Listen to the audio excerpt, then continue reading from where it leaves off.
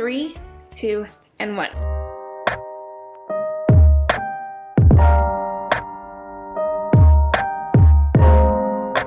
Hey guys, welcome back to my channel. If you're new here, my name is Vicky and I'm married. Welcome to my new house. I'm currently sitting in my living room.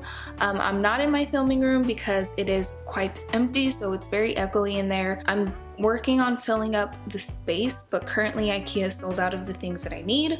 So it's gonna be a process to fill up my office space, office/filming room area.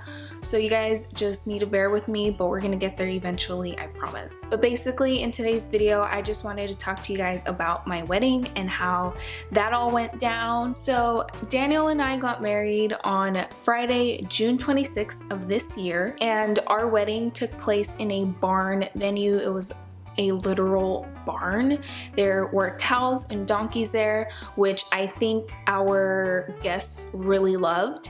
So that was awesome. That was literally a dream come true for me. I always wanted to have farm animals at my wedding, so weird, I know, but you know, it's very me. So in this particular venue, they have a house where we were able to get ready at. Us girls were getting ready upstairs and the guys were getting ready downstairs, and they also had a swimming pool. I didn't go swimming, but I know the guys did, and I heard that it was loads of fun, so that's what they did. So one thing that everybody told me was to like soak up that day and just take it all in. So whenever I went to go get ready, I really took my time.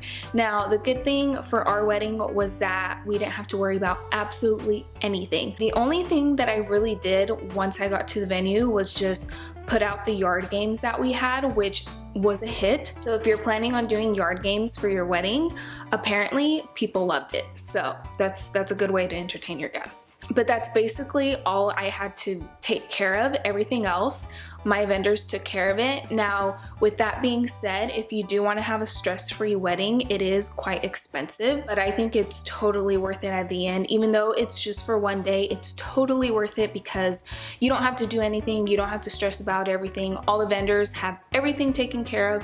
So if you have the budget for it, I definitely recommend, you know, investing a little more into your vendors because they will take care of everything for you and you don't have to do anything.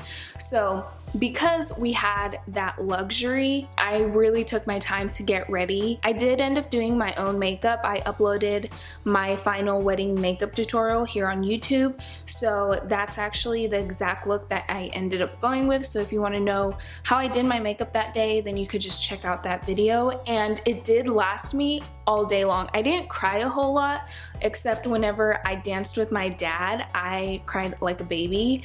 But my makeup stayed on, and also the wedding was outdoors and it was about like 80 something, 90 degrees, and wearing a pretty heavy dress with sleeves, I was quite toasty, but my makeup lasted all day long. So if you want a really good sweat-proof makeup look, go check out that video. Now with my hair, I didn't do my own hair. I did have someone do it for me. So thank you, Amy Sanchez, who did it for me. It came out really, really good. I loved it. I have very thin hair, and as you can see, my hair is like medium short length, so I don't have a whole lot of hair to work with. So I did buy extensions for that day. I just got them from Sally's because I don't really plan on wearing them again. I just bought them so that there could be a little more zhuzh in my hair, a little bit more to work with. I ended up doing just like a low bun. So while we were getting ready, I got to get ready with all my bridesmaids, which was super, super fun. I did my eyeshadow and then I took a break. We all took a break and we ate. The guys made some food, so they brought us up some food. My sister brought like a cheese platter, which was super good. We had mimosas, and then I actually got the girls matching robes and wine glasses. So we took pictures with our matching robes and our wine glasses, and I got a bottle of wine and we took pictures kind of like doing a cheers. So that was a lot of fun. I'm gonna, hold on. So this is the robe that I ended up getting everyone. I got mine in a set of 6, so me and then my 5 bridesmaids, and you get to choose the colors. So I got mine in white, and then the other girls, I got theirs in champagne, which was a super pretty color. And I got it on Etsy, so I'm gonna link that down below in case you guys are interested. And then this is the wine glass that I got for everyone. It said everyone's names on it, so mine says Vicky on it. And I got these from Etsy as well, so I'll link these down below too. And then for the guys, we ended up getting them matching pizza socks because Daniel is big on like crazy socks. So instead of doing a first look with Daniel, I ended up doing one with my dad. If you know me, you know I'm a daddy's girl. So that was a very big special moment for me. It was just me and my dad in the room. They put everyone else in another room, and they brought my dad out, and he opened his eyes, and it was like super emotional. So another thing that people always told me was that something was gonna go wrong. And I didn't really think about what exactly that was going to be until it actually happened. And it was very unfortunate. It didn't ruin the wedding, but it was just unfortunate.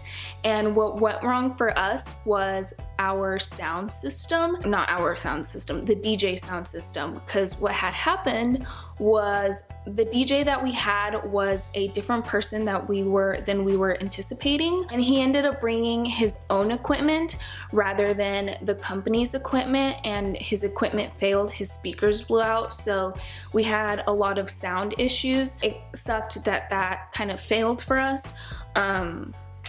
But it wasn't a big deal, like it didn't ruin the day for us, but it was just unfortunate. But when people said that something's gonna go wrong, best believe something is gonna go wrong. So speaking about soaking in the day, whenever I was going to walk down the aisle, so I'm a very shy person. I don't like attention on me. I don't like being in front of crowds of people, and when it's your wedding day and you are the bride, literally all the attention is on you. And we had a lot of people at our wedding. Our guest count was at 225, and I didn't think that everyone was gonna show up, but it was packed. Like all the seats were taken. Whenever I went to go walk down the aisle, that was a very special moment because I really took my time to walk slow and like forget about everyone else. My eyes were just on Daniel. And once we got up to the altar and we were holding hands, it was like a crazy moment. Everything that we've planned for the past 11 months was like, that was the moment that we were planning for. My wedding that I had always dreamed of since I was a little girl, like that was the moment, standing up there with my husband holding hands like we were getting married. It was just a crazy feeling. It was surreal. It felt like a total dream. It still feels like that day was a dream. We ended up writing our own vows. That was a scary moment for me because I am not good with emotions. I'm not good at talking about my emotions. Having to like